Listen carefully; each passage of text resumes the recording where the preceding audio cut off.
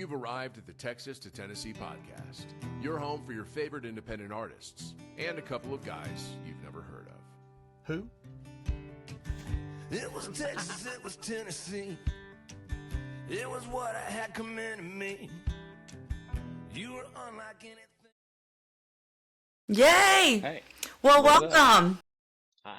Well, welcome to the Texas to Tennessee podcast. I am hosting my first official guest all by my lonesome over here, Mr. Jake Stringer, or Jacob What's Stringer, up? according to his name tag no. today. Oh no, they use my government name. Hold on, I got you. We're gonna change it. There we go. Okay. Jake Stringer, there we go. It's better than Jake Stringler or whatever you were rolling by there. Yeah, I was never much of a Jacob. I really don't feel like. Yeah, it feels incorrect entirely. Yeah. Well, we were just talking to you, saying it's pretty cold out there in the Ozarks. He's our Ozarks boy. So I figure they always start out, Chris, when they do Soul Gravy, when he does it, he always starts out with a question about pie, which is not like the edible kind. But he always asks, as an artist, there's kind of, multiple parts to that, right? So your artist is, and your music is part of it. And then there's another part that's the business end. And then there's another part that's kind of the social media end and marketing yourself. And the question is always, where's home for you? Is it more of the art and the making of the art? Do you dive into the business side, or do you care at all about socials, or have you been learning about that? Where do you sit in the pie? If you asked me like a year ago, I would probably tell you, oh, it's pretty equal. But at this point, I've gotten to this place where I really just want to create, and that's all I want to do. I've spent a lot of time selling myself, because that's what you have to do. And selling yourself as the actual person that you've been your entire life is really weird. So I'm taking that piece of pie, and I'm gonna I'm gonna give it to somebody, and try to get back to just creating, because that's the fun part. That's the part that I fell in love with. Yeah, that's how we met. Jake and I go way back. We met at the Camp Out Festival in his neck of the woods out there in Missouri. What? I don't even know how many years ago now. I don't want to Probably think 5 about or it. 6. Every time Yeah. I think about something that I'm like, oh, that was 3 years ago, I look and it's like, that was 6 years ago. Wow, okay. This isn't Yeah, time working is for really me. getting away from us, isn't it? But Dude. since then, you put out a bunch more stuff. So was it the last song you put out was that Damn It cover, or did you have another one after that? I think I had a couple more. Let's see, we did a few covers last year. We did The Bullfighter by Luke Bell. And then we did Kansas City by the New Basement Tapes. That was kind of our theme for the year, was just putting out some songs that we just wanted to do. So coming back this year Yeah. with some new original stuff. Yeah, you cooking this year? We've cooked. We might be overcooking it a little bit. I'm not sure, but yeah, we've got a bunch of stuff recorded right now. We've got a bunch of stuff that's almost done, and I've just kind of been sitting on it. I've been kind of just letting everything marinate a little bit. I don't want to rush anything. I don't want to jump into it. I felt for a long time like we just had to keep on pumping stuff out, and I've tried to just forget about all that stuff and just do it the way that it's hard. Yeah, I love that. That's exciting. You're gonna have new stuff. It's a process, as an artist, I get that part of it, where the process from actually having a song that you really love and want to share to having Yeah. it done and able to share is a real long process, and a lot of time and effort and money and a million other things that go into it. So that's pretty exciting to hear you got a couple in the chamber. We've got quite a few. I'm excited about it. So we're just kind of still working on release plans for all of it. I don't know if we're going to do a couple EPs, a bunch of singles, do a full length. We haven't really decided what we're going to do there. So I'll probably just wake up one day and I'll know. Till then. That's the best way. Hey, that'll definitely be getting down to your creative roots right there. That's half of it too, is just designing all that stuff and piecing all those things together. Yeah, there's a lot to it. I mean, yeah, you have to come up with so much just to put a song out there. It's crazy. And Yeah. it seems like there's more and more that you have to do every time you do it. But it's fun to see what it does. It's just like planting a seed. Like you don't know what it's going to do, but you just try to take care of it the best you can and then hope that something sprouts and then you can keep it alive. Yeah. Yeah, that's a really good way to put it. That's a good way to put it. So we're to be determined on how all those pieces fall together. Do you have, I've seen you, I know you've been stomping over there pretty regularly over there in Missouri. Do you have any other exciting things coming down the pike or places you want to be maybe? Or any like festivals you got your eye on? You want to shoot your shot while you're out here? Shoot my shot. Yeah. I see all that stuff. I see all these festivals, and the fun thing is that they usually start announcing their lineups like 12 years in advance. So I'm probably going to make it on a few of them in a few years. I've got some emails out and stuff like that. But yeah, I mean, we've got some stuff that we're working on. I've honestly been taking it pretty easy. Like we worked really hard the last few years and we burned up the road, and I think I for sure needed kind of a reset. Um, I was doing a ton of solo shows, as many band shows and band runs as we could do. Um, so right now, like I'm gonna be at Bucks in Venice, Nebraska with our buddy Dano Simpson, and Oh, I'm pretty sure, I probably shouldn't say this, but I'm pretty sure that oh, tell us. uh, Forrest McCurran is on it too. Ooh. Um, so it's going to be a lot of fun. I think I can say that. I hope. Uh, I'll ask, but who cares? Listen, all's Is fair anybody? in I'm love. not trying to follow the rules. I'm not Yeah, trying to why start follow the now? rules. Yeah. But yeah, just working on. I'm trying to do a lot more like opening act stuff this year. We kind of reset the whole way that we're doing this because we spent a few years working really hard in what feels like the right direction, but sometimes you can realize like, hey, I think we should take a step back, and it'll actually allow us to take a bigger step forward. Sometimes you just kind of start to fall into a rut, and you're like, you know what? I don't like the way this rut's going. I'm gonna try to go over here. So, um, yeah, you got to stay out of the mud, basically. Yeah. There's a lot to be learned in the mud, but it's not a cool place to stick around for too. Well, maybe it is. I guess everyone's got It their own depends. journey. It depends on your tires. You know, That's true. if you don't have good tires, don't get in the mud. And I honestly, right now, I'm wearing Hey Dudes, so I do not need to be in the mud. I need to be over here on the sidewalk where I'm safe. But Perfect.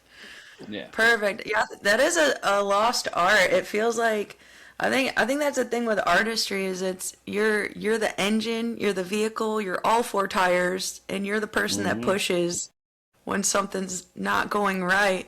But there's definitely an art in just not putting it in drive for a little bit, and hanging out and just chilling where you're at. It's the hardest part sometimes because you just feel like you gotta go somewhere, right? You gotta keep moving forward. And honestly, sometimes it's better to just sit and wait and like look out the window and just kind of maybe listen to whatever's on the radio and then put it back in drive in a minute and see if you can get out. This is getting really deep in in the metaphors. Yeah. Didn't you just get a new van too, I want to say, or a new touring vehicle? I did. I bought another kind of older Chevy van. It's got a Love it. TV in it. I haven't turned the TV on yet. I'm sure somebody has, but I don't ever ride in the back. I'm always in the front. But yeah, it's fun. I've still got my old Dodge van that I've been putting around in for years. I love that thing. I can't seem to get rid of it.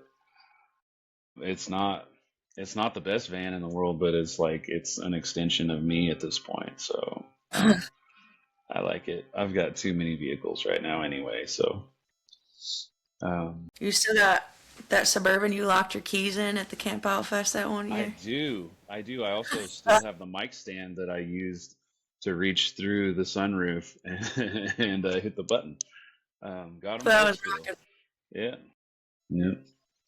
Yeah. I was surprised how much my arm hurt after that because it was like in the sunroof. Dang, that really tore me up. Yeah. It was like you guys looped around as if to say goodbye to everybody, and you guys just hopped out and then didn't Yeah. leave. We weren't going nowhere. Yeah. I feel like Uh, I feel like I woke up to you guys shuffling around like raccoons looking for snacks. You're like, like, what are you guys still yeah. doing here? You're like, well, yeah, long story. Yeah. Chris Stewart always has this story he likes to tell about how he thought that I had just disappeared and that I was gone to bed or whatever, and then they're hanging out, and then all of a sudden he's like, I see these headlights coming over the hill, and I'm like, who is that? It's like 3 in the morning, and then it's like, oh, it's Jake. Me and my guitar player just get out, and we're just like, hey, we finally got it figured out. I know we were just right over there, 100 yards away for the last 2 hours trying to break into my car. So No, it happens. Was that a Chevy? That was a Suburban, wasn't it? yeah, yeah. Yeah, Yeah, I think I locked the keys in it at Tipsy Taco one night too, and the cops had to come open it up for me. So perfect. It's very yeah, validating. I've definitely done that a time or two. But I will say, of all the vehicles, I had a Chevy also that I kept locking the keys in, and yeah, still do. But they're not the worst to break into, yeah. They're relatively not speaking. terrible. I mean, I had to break into that Suburban so many times that like the wind howls through the door because it's all messed up, and I don't even think the door closes all the way. But there was something about that caused me to lock the keys in that thing so often. Like I don't know what it was, but it seemed like I locked my keys in that thing so many times. Um, and I had somebody like a year ago. I was pulling the trailer back from KC, and I had somebody flashing their lights at me, and I had a low tire, so I pulled into a gas station and get out, and I'm like, okay, well, I can get some air in that, see if I can put a plug in it, and I go to look for my plug kit, and I had also locked my keys in the truck. Um, so I had to call I had to call the locksmith and wait just so that I could air up my flat tire and try to get back on the road. It was stupid. Yeah, I feel Um, like this is the real side of touring right here. You're hearing the real stuff. yeah, yeah. Nobody. They're always talking about when they, blow a tire out or, something catches on fire. No, like, be real. How many times have you locked your keys in your? I'm gonna add that to the questions of things I ask to everybody. It's like Yeah. How if many you've done times? any touring, you've done it more than once. You just have so many Yeah, things on your mind when you're out there. you do. But It's crazy. Like, I feel like I'm a totally different person on the road because like I have so many things going on that I don't look at my phone. I don't like I just kind of I almost disappear for a few days while I'm on the road. It's kind of weird. Like it's like a little switch goes off in me. But what's your go-to move on the road? I feel like I'm just like I kind of am saying I just like kind of hibernate with myself, but also I always think I'm doing something with my music, like who I'm listening to. I'm always on a mission. I'm like, I'm gonna listen to this whole album, or I'll yeah. listen to like the New Music Fridays and just like judge everybody the whole time I'm going somewhere. Do you have any go-to moves when you're rolling? I mean, on that front, like the whole release radar thing is usually pretty good for a Friday. I listen to some podcasts, and then like I don't know, I go through so many phases. Like every once in a while, I'll be almost to a gig, and I'm like, I should maybe like jack myself up a little bit, and like maybe lately it's been Audio Slave. Yeah. I've been on this like Chris Cornell kick, and so it's like, oh, I should probably get out of podcast mode now, and I should throw on something that's going to get me a little fired up because I'm about to have to go like do all the stuff that I have to do, and get out of driving mode. Yeah, that's tricky part too. So you said you're hoping to get into more like opening slots maybe this year or next year when you guys are done cooking over there. Yeah, I know you opened, what was it, last year or the year before, for Oliver Anthony, that Whitey Morgan you've got on your resume, and we've a bunch of never, others. yeah, we've never opened for Whitey Morgan, which is crazy. Oh, we should. Let's speak that into existence. That'd be a Yeah, perfect fit. that's one of those things that like from okay, so I just got a notification from Facebook the other day that it's been 10 years like on almost on the money since like I played my first show as a songwriter. And the night before my first show, I went and I saw Cody Jinks and Whitey Morgan. And it was kind of like an existential moment for me. Like there's so much that I remember about it. Um, so many little pieces that just showed up that night. Um, but I've never opened for either of them. And I'm like, man, if there was a place that I thought that I belonged when I started writing songs, I was like, it's right there. Like with one of these guys, I want to go with them. And yeah, it's just never worked out. But that would be really cool. I think it would be a blast. So yeah, let's just will it into existence. I think we can do Yeah, that. I think it's done. This I think is we just said, yeah, it's pretty much, 2026. Like we can yeah, do anything. that's Yeah. right. And I can say, I can definitely confidently say, if you are fans of Whitey Morgan and Cody Jinks, you would absolutely fall right into place with Jake Stringer music. It's been that way. But really, a lot of your songs are you've got some soft ones, you got some sweet ones, but you've got some driving songs. Like, when I mean driving, I mean like rhythm section driving. And Yeah. I feel like that's a big part of why I love Whitey Morgan. It's he's just got those driving songs that make you want to kind of kick some ass. Like, I feel It's like got a when I it's just got a groove. mm-hmm. I love your like timing changes too. You've got a couple of those Oh yeah. soft spot. Well, you're a drum. You are a drummer. I don't know if "were" is a good word here, but I think I would say that's were, another thing. but I think I think my brain is still I think I play guitar like a drummer. Whenever I Yeah, break it down, I'm like, oh, like I'm just thinking about this like it was two hands and my feet and um like I was never a good strummer because I was like, no, I feel like this needs to do one job, and then maybe this one we'll try these. We'll try to see if we can make all those work too. Um, but it always just stuck with me, and so I learned how to finger pick and um, but no, I definitely relate it to drumming. So I guess I'm still a drummer. I'm just a drummer with a guitar that should probably just have drums instead. But I'm gonna hard disagree on that one there, Jake. Love you, bud, but I don't know. Um, yeah, we'd be missing a lot if you never took that transition. But didn't you live in Nashville too for a hot minute uh, there?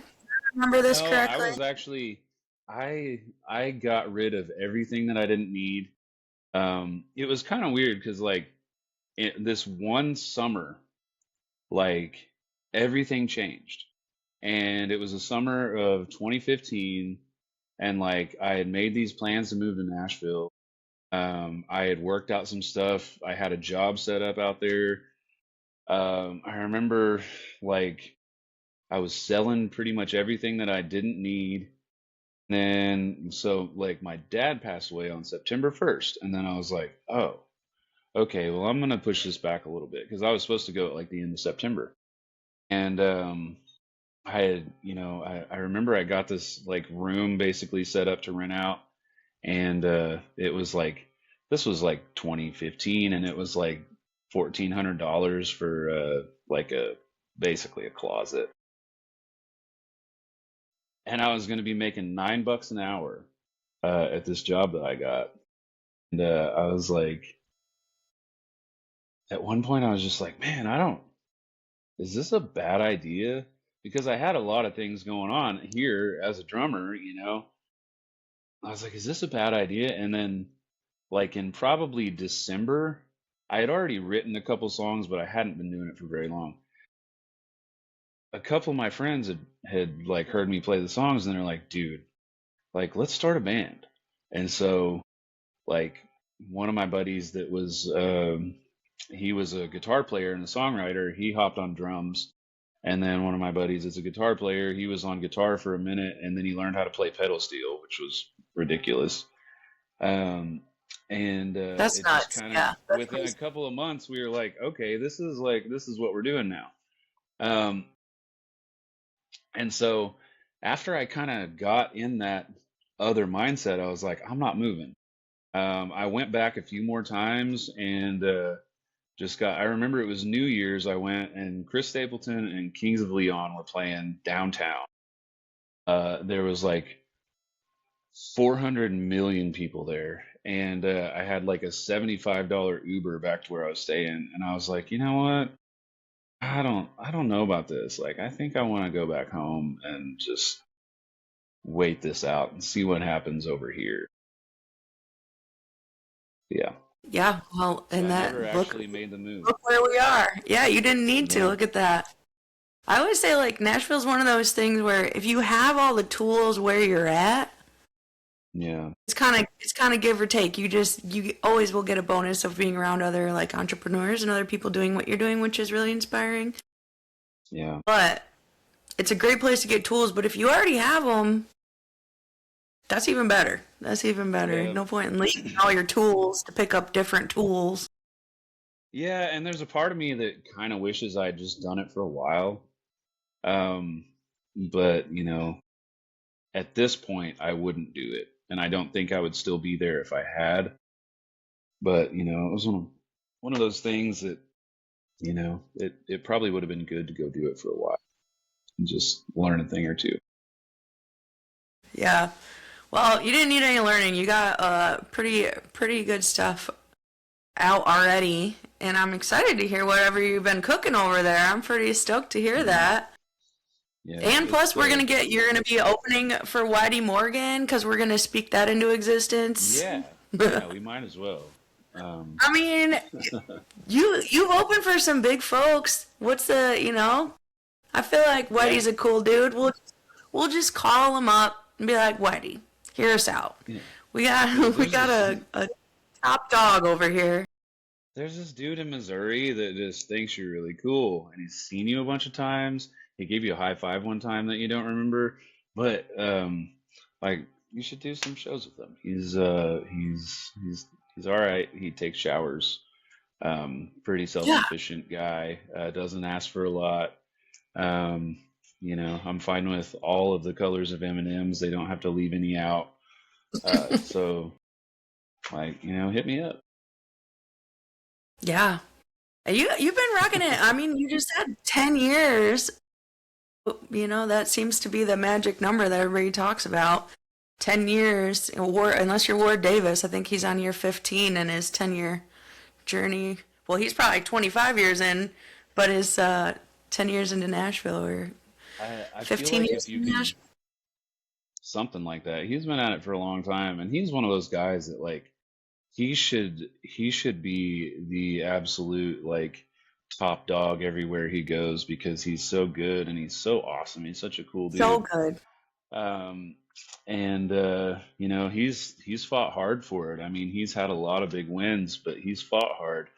And I respect that. Like, I've always, like, really had a lot of respect for the guys that just got in. There's so many bands that, like, you look at, like, bands like American Aquarium, like, that have just absolutely torn it up for like 20 years. I have a lot of respect for those people, but you know, it's hard. I feel like if you can do it for 10 years, you can do it for as long as you need to make something happen. You can do At it for least I'm trying to eternity. tell myself that. So yeah, Hey, I I don't believe ever it. want to Hey, stop, but uh, I don't ever want to stop. But one of these days, I'm gonna get tired of probably trying to sell myself. Even though I did just sell myself to Whitey Morgan, kind of. So yeah, we're still working on it. hook, line, and sinker is out there, you know? Yeah, Your that's move, it. Whitey. Your move. Well, I love that. So I feel like what I meant to, I wanted to circle back to is it's always so, that come up is hard, right? And there's always so many, there's like navigational beacons along the way of, first of all, homies that you kind of connect with and your journeys sometimes run parallel or like someone pops off and then pops back in. And then venues. There's those venues that I kind of call it like the Americana trails, where it's kind of Yeah. usually smaller venues. They don't always even charge ticket sales, and they just look out for a lot of people in the genre that we're in, and they've kind of become their own little gems of Hmm. great artists. Are there any in the Ozarks or in your travels? I know we already talked about Bucks and Tipsy Taco, but are there any other ones that you think are like two more or that might be what you would consider like gems or venues that kind of helped you get to moving? Um, there's a lot of them that don't even exist anymore. There was, you know, there was a place in Springfield, Missouri called the Outland, and it was like three bars in one, basically one big downtown building. There was the Outland, they had a place called the High Life, and then it was something else, and then they had the Outland Ballroom, which was upstairs, and it was the big venue, which is also where I saw like Whitey and Cody and a lot of people. I used to just spend my whole life there, and they put us on a lot of shows and gave us a lot of opportunities, and it was just one of my favorite places in the world. If I could go back there and play a show there tomorrow, I would do it over and over again because it's just it's it was just a magical place to me. But there's a lot of others. There's you know, like this place up in Iowa, the Talk Shop Lounge, that put us up many times. One of the first places we ever played outside of like our home state law office in um, Yorkville, Illinois. One of the things that makes so many of those venues is the people that run them, the people that you interact with, and there's like, you know, they're all their own version of the coolest person you could possibly have at this place. Um, and those make a really big difference, I feel like, and they're very like they're not they're not making any money off of this. They're doing it because they love it. Nobody's really making any money at that in this scene until they're breaking out into way bigger stuff. So the venues, you know, they've got to love it just as much as the guys in the bands love it. And so when you find those places, you want to go there as much as possible just because it feels like Oh, well there. said. Yeah, You asked about the Ozarks. There is also like this little place called the Bank Tavern. It's 5 minutes from my house, and I'll go out there and play a show about once every 3 months, something like that. And it's just it's in a town that honestly, I grew up in the next town over, and I was always like, that place sucks, dude. Like that, that town sucks. And then I grew up, and I was like, man, I really love this place, and all these people are really cool, and maybe I want to live there. I don't know. So it's kind of one of those fun. yeah. I feel like those venues are kind of the unsung heroes of our not just this genre, but just of like almost the whole music industry because there's a lot of kind of come ups now on social media or ways you can get yourselves out there without Stomp in the Streets, but Stomp in the Streets is still definitely a huge way that a lot of people get started and kind of get their feet wet and then kind of learn themselves, learn how to balance things, Hmm. learn how to hire a band, learn how to do business. There's so much to it, and I really feel like those small venues that take chances on people that are coming up and then continuing to support them are just like the backbone of so many artists. Like you always They hear really about like are. that player, that guitar player that stuck with them, or that manager, or that spouse or partner. But like those venues, man, if they weren't there, those I feel like that we gotta make a list somewhere and just spread the word, all our little gems. Make sure people Yeah. are checking them, supporting them too. Yeah, I don't think a lot of people realize like how I think they kind of assume that the venue is just like, oh well, they make a bunch of money. Right? Yeah. They don't. Like, most of them, if they didn't have if they didn't have something else going on, they'd be struggling. I mean, I know so many venue owners and bar owners in this business that work day jobs, or they run other businesses, or they have something else that often takes care of the music business. And I think people just assume that it's all this big, like, oh well, look at all this money that these people are making. There's a lot of music, a lot of money in it. But truthfully, there's a lot of people that are doing it out of love. Um, and that's even there's people that are booking their friends' bands out of love, not for money. There's people that are providing their art and everything. And then we as musicians, we also like the amount of times people always say like, "Oh, you can't play for exposure," and I'm like, "Bullshit, dude.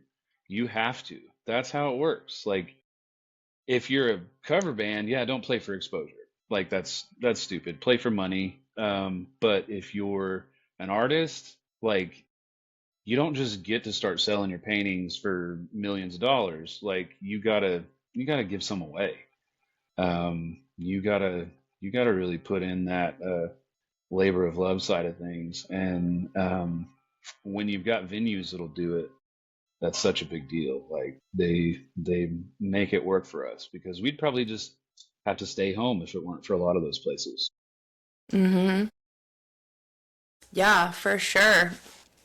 Do you uh do you feel like you have like the dive bars versus like ticketed venues versus restaurants versus festivals versus opening slots at actual music venues? What's your like if you could build like a perfect year of shows that you get to hand pick and curate, how much of them are like dives and how much of them are like festivals? What's your favorite? It would have to be a pretty even, like, so when it comes to solo shows, I'd want to do some solo shows that are in listening rooms that, you don't have skee ball and pool tables. You have, a bunch of chairs and people who want to come to the show. And because I love telling stories, I love making up stories, and I love doing it on the spot and just trying to entertain myself and hope that people are also entertained. But it's harder to do that in a big loud room, and you got a band and everything. So I love being able to do that. But when you're telling those stories and there's like four people over here listening and three over here, and then a room full of people eating pizza, it's like, oh man, this is fun, but also like, I don't, it doesn't hit the same. So if you got a room full of chairs and you can just sit there and you can talk all the shit you want, and you can say whatever and play your songs, give people the stories, make them up. So there's got to be some of those. And then in the summertime, like, let's do some festivals with the band, because those are some of the most fun. And also in between the festivals, um, I want to play every single dive bar that we can find, because those are where you actually like meet people, and like you get that experience of like that closer experience of really getting to talk to people and feel a little bit more on the same level. Whereas the festivals, that can kind of take it out of you. You got to go up there and you got to just burn it down for 45 minutes to an hour. Yeah. And then you don't you don't always want to go walk around and all that. I always have, but sometimes you don't hit on the same level as you do in the dive bars because Yeah. just meet some cool people there. Yeah, dive bars do have all the cool people. They got all the characters for sure. They really do. Do you want to share some of your music with us? Do you want to share a song? Are we gonna hear well, look what we got right there. I got a guitar. I didn't plan this at all. I didn't think we were doing this kind of thing. Let's see if I got a pick. Give us your listening room vibes. Okay, I'm gonna try. I might have to dump everything out of my pockets real quick. No problem. Please. You know what? I will say while you're tuning and digging for a pick, I want to first of all, you're welcome, but I did put the chords to one of your songs on Ultimate Guitar, but I definitely put the wrong chords in. So I'm just saying you played the wrong chords at some point. I'm just saying maybe give us the rest of them if you want to spend some time someday, because I will say though, that's like kind of a misconception about Nashville, is everybody feels like you have to go to Nashville and you're only allowed to play certain songs, and that's totally not true. It's just, if you have a band with you that you don't play with a lot, it's a lot easier to play an easy song that everybody knows than it is to try to pull some stuff that not everybody's heard before. But you can play whatever you want, so your music has been all over Broadway, thanks to me. But I'm sure there's others out there too. Chewy Dog's down there. We play quite a bit. So the Ultimate Guitar stuff does help us out there. Help people cover your stuff. And also, like, you were sending me snaps when you were on the road doing the tour manager gig of like my songs playing over the house. But yeah, I did Infiltrating playlist. I did. It's guerrilla warfare. I do that all over the place. Anytime anybody's running their venue music off of Spotify, your girl's in there like swimwear. I'm like, follow. Mm. All my homies. I'm gonna slap some QR codes. Because you bring it. Subs. There you go. Do you? What song was it that you were putting on Guitar Pro? I put the don't let the fire die, darling. I'll be home by morning. I'll be blazing a trail. I wish I could tell you the chords, but I don't even know what they're called. Well, are you gonna play as a new one or an OG? Give us a taste of what you're cooking. Selfishly, I want a new song, but you do you. This is your moment, Jake. Let me make sure this is in tune. I'll play a new song. This one's going to be coming out pretty soon.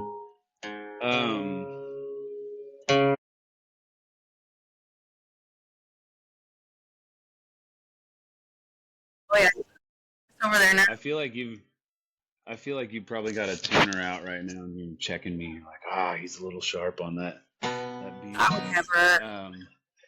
I don't know, Jake. I don't know either. It's like the sound guy saying, "You got enough of that in your monitor?" And you're like, "Can I get a little bit more?" And he doesn't even touch it. And you're like, "Yeah, absolutely, okay, that's good." Okay, this song is called San Andreas Sand.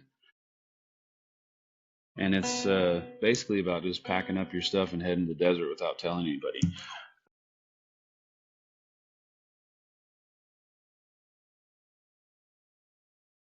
This thing's out of tune. And I just tuned it. I'm sorry.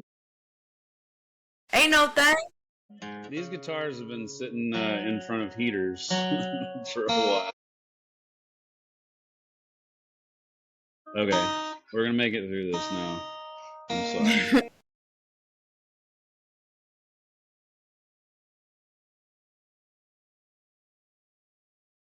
That'll work.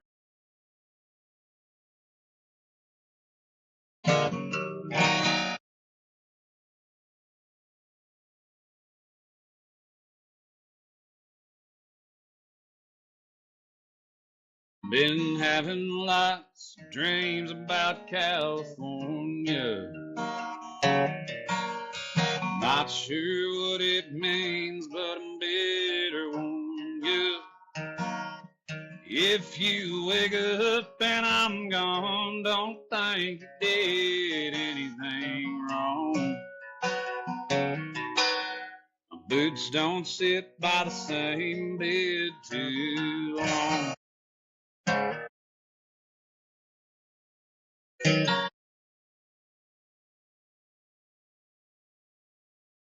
Been saving up to buy me a Cadillac, Palomino gold or piano black. Hang one foot outside the window, point the horns towards Indio. When I get there, I'll figure out where to go. I've been having lots of dreams about California. Not sure what it means, but I'm better on you. If you wake up and I'm gone, don't think you did anything wrong. Boots don't sit by the same bed too long.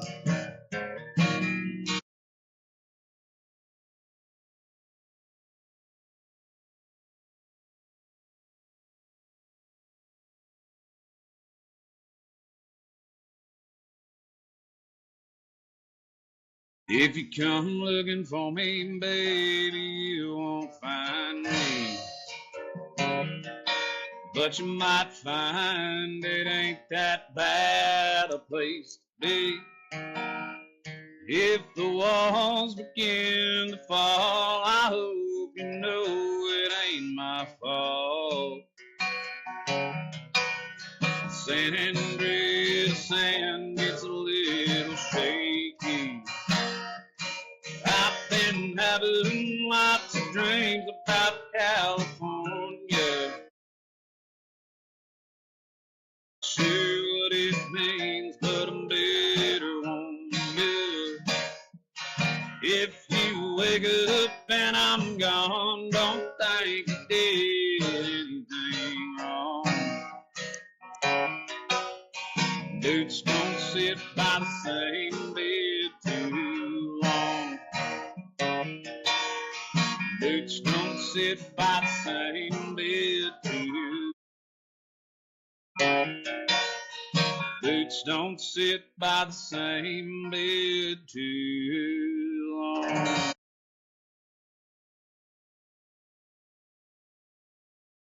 Well, heck, About boots yeah.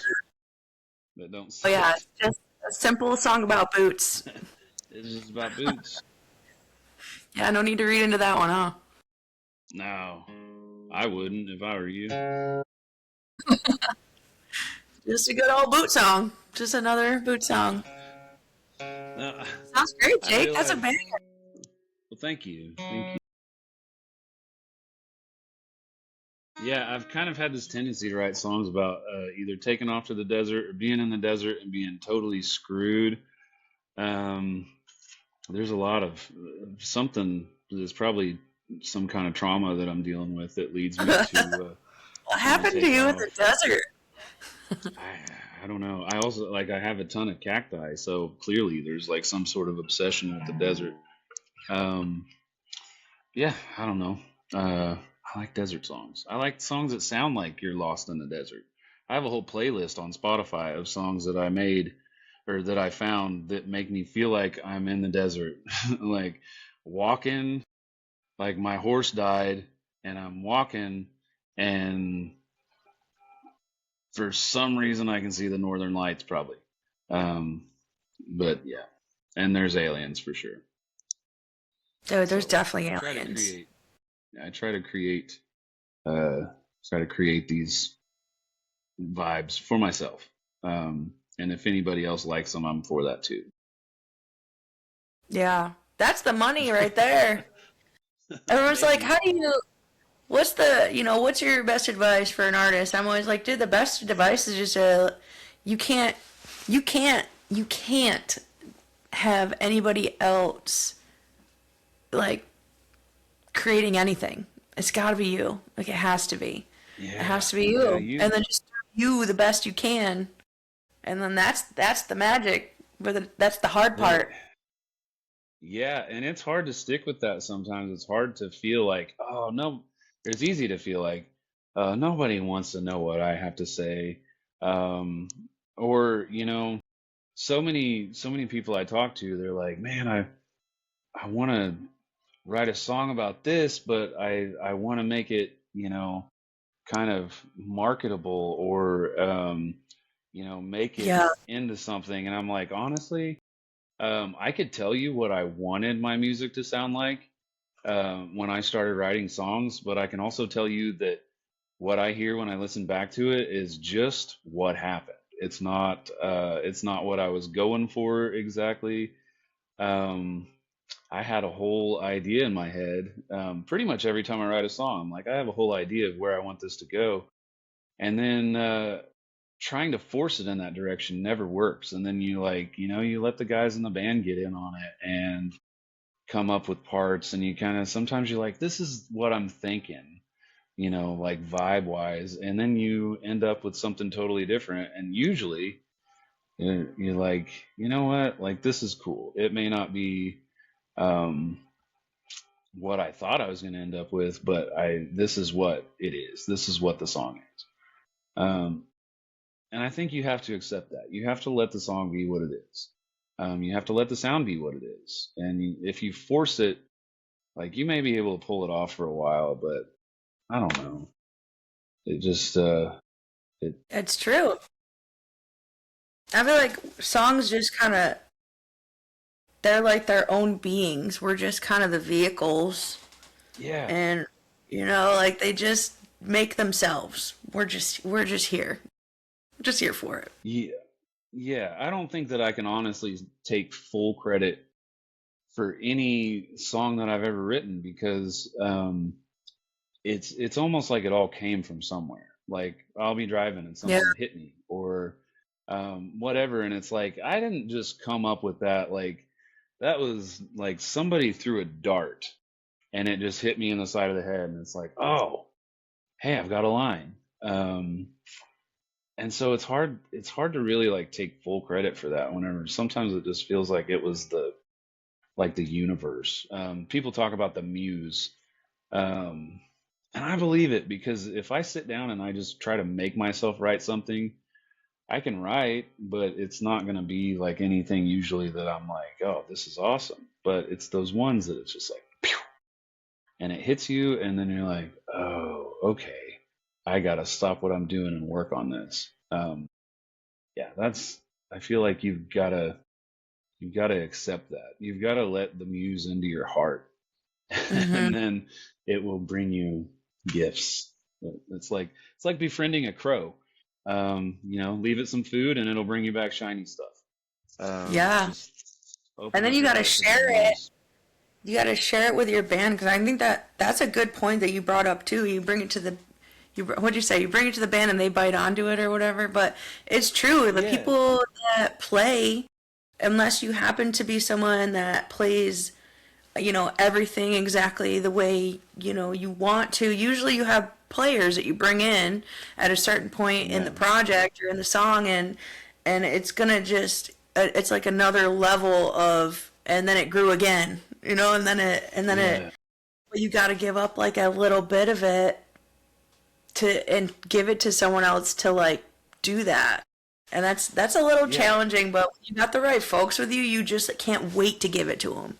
You know, like That's the thing is like when you're playing with people that you trust to take your idea and turn it into, way more than you were expecting to. Um, yeah, you gotta lean into that and let it be what it is. And to be honest, like I know there's those guys out there that are just absolutely brilliant and can just compose a song. I can't compose a song. Like I can put drums to it, I can put chords to it and find a rhythm and sometimes make up a melody. Sometimes I feel like I don't even know what a melody is. Um, but there are those people out there that can really like build an entire song, but I'm not one of them, and I don't really care to be one of them. I like the story side of it and the vibe, and if I can get those out there enough for everybody else to hop on and be like, all right, since you only know four chords, Jake, here's how we make this interesting. Um, and you need that. And you need, like, honestly, I have so many different musicians that I've played with and recorded with and worked with that they all have like they have their lanes. And it's like sometimes you just have to be like, I want to call this guy about this song because I know where they're going to go with it. And also like even down to like harmonies and stuff. Like, um, you, you find those people and then you know exactly like who's going to take this song and run with it. um, and it's a lot of fun, and sometimes it's fun to let strangers do it. I've done that. I've recorded a song in the studio with a bunch of people that had never heard the song and just gone with it, and it's been a blast every single. So yeah, you can't yeah, you that's can't like you can't put yourself in a spot where you're like, I have to do this every single time. I have to follow these rules. Like those rules don't exist. They're just gotta let it be what it is. Let it breathe. yeah. I think that's a big part of like just being a musician is that that's probably a lot of why most I'll go ahead and say most of us just don't really we're not too keen on rules, No, and regulations and like no. exact times or things. And it's kind of the blessing and the curse of being creative, but that's kind of how you allow things to grow. And it's a process to learn yourself to even like have the confidence to let something go or to, share it and know that it'll be better if you let go just a little bit. And if you blur this line over here, it'll give something an Yeah. opportunity to grow more. What do you think, like, what do you think the biggest thing you've learned? Because you said you're on year 10. What do you think one of the biggest things you've learned when it comes to recording? Like, if you could talk to 10 years ago Jake and give him like a couple of pieces of advice, what would you tell him? Because I feel like that's such a huge part, and I love that we're talking about just the creative process. Hmm. Because it's like it's the foundation to everything else you do. You can understand the business part, but if you don't have that creativity to start with, that's kind of the spark that creates everything else. One of the biggest pieces of advice that I would give somebody is that don't allow yourself to be the judge of your own vocal tracks. Um, Trust somebody else with that because if you like your vocal tracks, you're probably a psychopath. Yeah. If you listen to them and you're like, this is horrible, I hate my own voice, don't let that get in your head and don't let that be like a thing that makes you like, oh, I want to redo this part. I want to redo this part. Trust the people around you. And like, don't get hung up on that because it's never going to be perfect no matter how hard you try.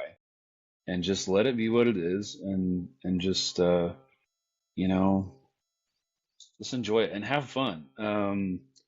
Like record loud guitar amps, record drums that sound like they're like made out of trash cans. Do whatever you want just to try to find the fun stuff. Because people like interesting things. They don't like perfect. um, it doesn't catch their attention. It might catch their attention for a little bit, but do weird stuff in the studio. Don't be afraid, and also don't be the judge of your own vocal tracks.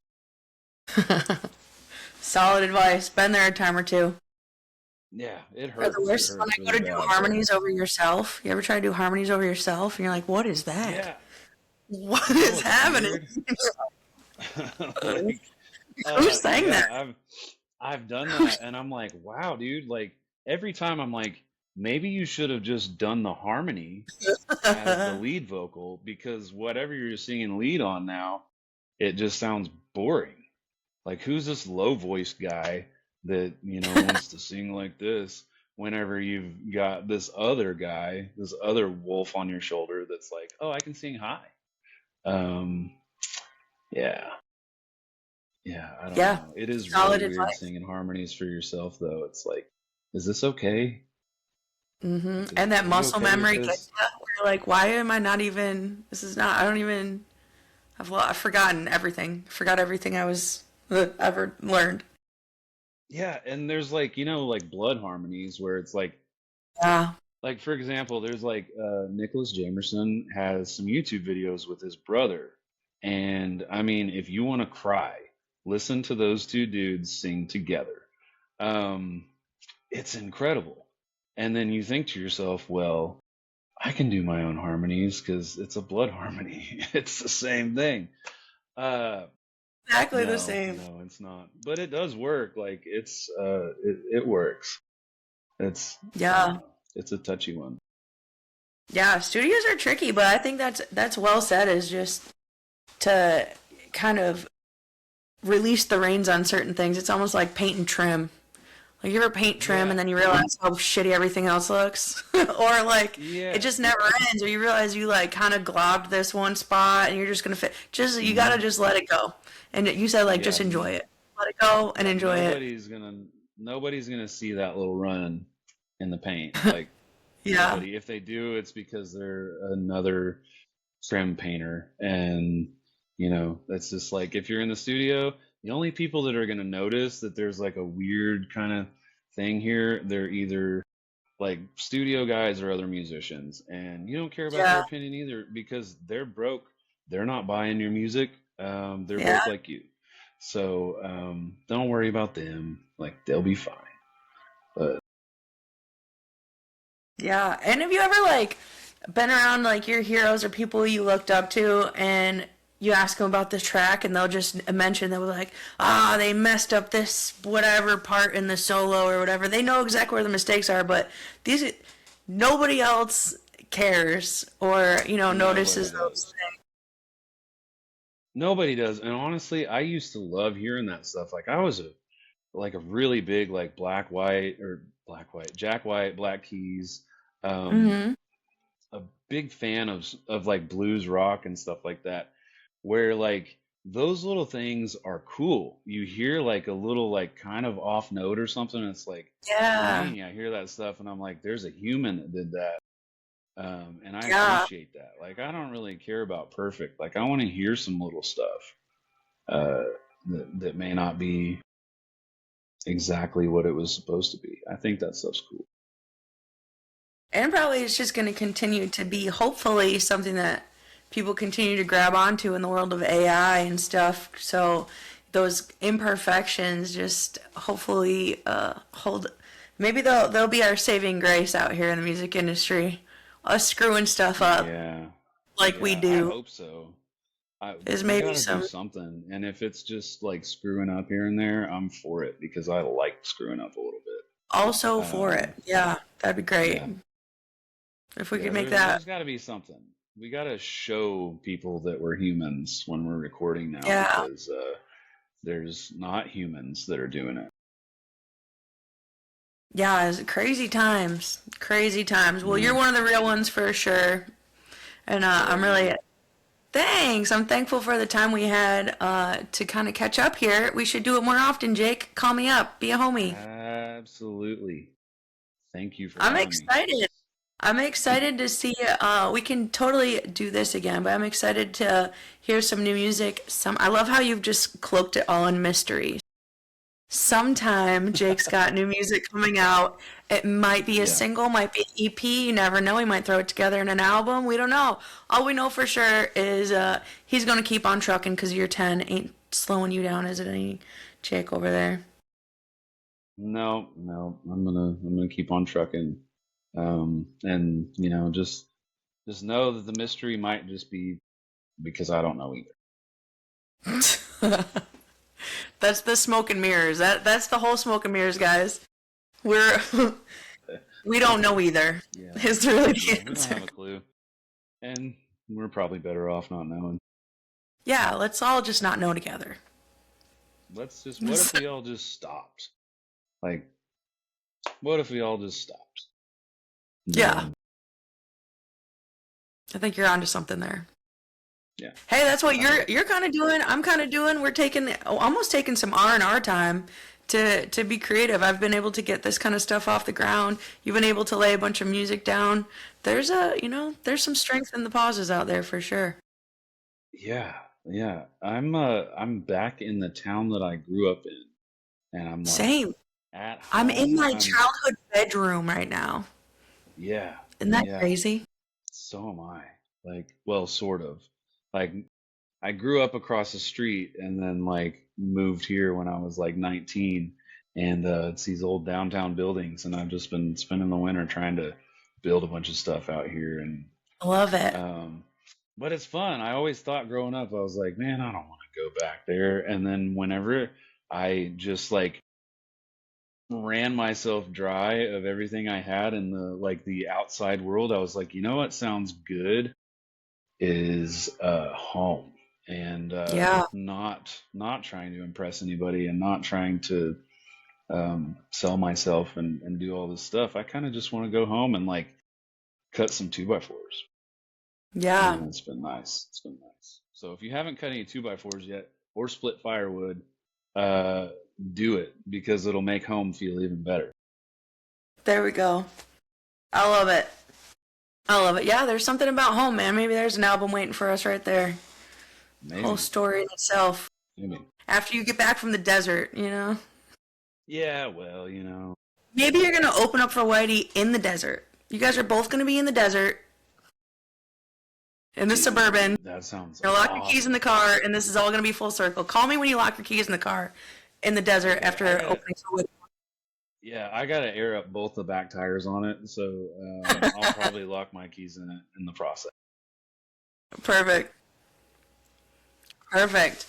Well, Soul Gravy always ends on one last strange question. But before I ask you that, are there any parting words that you have for us, or any shows or anything you'd like to shout out?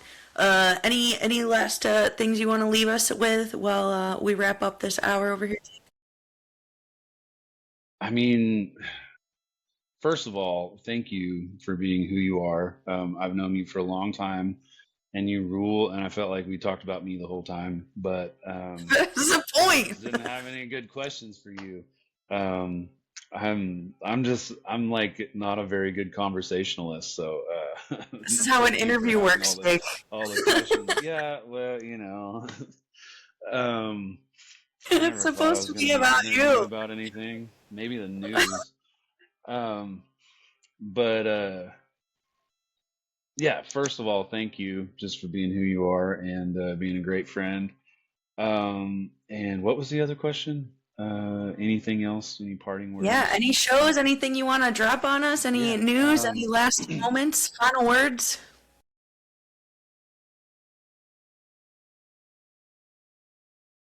Man, this is a hard question. This isn't even the hard one, is it? Yeah, I've got February 14th with Dano Simpson at Bucks. One of the coolest. That's dudes in the Valentine's. You world. guys are doing Valentine's Day with Dano? Valentine's Day. Yeah. That's the best. Yeah. Oh man, that's gonna be a good show. Yeah. It was really a good thing for my heart. So yeah, that's a real Valentine's Day. Chocolate, whatever. No, play shows with your friends at cool places. Amen. How do they do this? Yeah, I've got a show coming up with Joe Stam at Southbound in Springfield, Missouri. I can't remember the date on that one. I think it's Nice. March. That'll be fun too. sometime in March. He's a really cool dude. And we always have a lot of fun. So that'll be great. I'm just trying to play shows with friends this year and take my band out and have some fun. So we'll be announcing more stuff as it comes, as well as new songs. And maybe we know what we're doing, and maybe we don't. Only one way to find out. You got to follow the journey of Jake Stringer. If you're just finding him, you're extremely late. You're very late, but not too late. Yeah, So 10 come years. on. Come on. 10 years. Where you guys been? I know. We've had some good times, and I've only seen a couple of them. I can only imagine if we put us all together. Maybe we better not tell too many stories, you know? Maybe we can just... I like your mystery method. Yeah, I guess. Yeah, I miss like man, if I could get like us and like Isaac Rudd and Cody Lee Well, and Isaac, Chris Cody. Stewart and Forrest and all these people in the same room, like Cody Christian. I get to see all these people, like, you know, here and there. But to have us all in the same field in like South Missouri Yeah. for like 3 days again, like that'd be fun. So Yeah. hopefully one of these That's days. what dreams are made of right there. I'm with you. I'll be wishing that into existence too. Hopefully we can Yeah. make that all happen. I'll make some phone calls. We're all still at it, so we're all still insane. So, you know, nothing's... Yeah. Yeah, that's just one more Nothing's crazy hard. thing. Yeah, why can't we do that? Let's do it. All right, Jake, well, I'm going to ask you the famous Texas to Tennessee question. All right, you ready? Okay. Yep. Your favorite of all time hostess cake or treat. Hostess, we'll call it a treat. What's your favorite hostess treat? Does it have to be Hostess or can it be Little Debbie? Hostess. Oh, no, it is Little Hostess. Debbie. I asked the wrong question. I think it is Little Debbie. It is Little Debbie. Way to go. See, you fixed me. Thanks, Jake. Okay. This is a good question for me because I've been having lots of these lately. And usually about midnight. So I'm gonna go with, if we're doing Little Debbie's, I'm pretty sure zebra cakes that's gonna be okay. So there's this thing, like you put them in the fridge and you take a bite and they have those little chocolate chips on the top, and those chocolate chips get hard and crunchy. And you take a bite and you got this like soft zebra cake, and then you bite down on the chocolate chips and it crunches. And that's the closest I can get to cracking open a Dr. Pepper as far as happiness goes. So I think that's the one. Do you match your Dr. Pepper with the zebra cake, or are we doing too many treats at once at that point? No. I try to separate them because that's... Yeah, we've gone too far. Yeah, Okay, yeah, I'm with you. Yeah, you don't want to do that. Yeah, keep them separate. Respect that. Well, thanks again for coming and hanging out with me, and for being... Absolutely. You're my first solo person to be interviewing on this podcast, so thank you very much, Jake. Awesome. Always a pleasure. Awesome. Well, thank you for I making hope it to fun. see you guys on the road this year, and maybe in the desert. Yeah. Maybe I'll find you out there. Yeah. All right. Well, you guys take care. Thanks again for hanging out with us over here. We'll see you later. Thank you. Bye. Bye.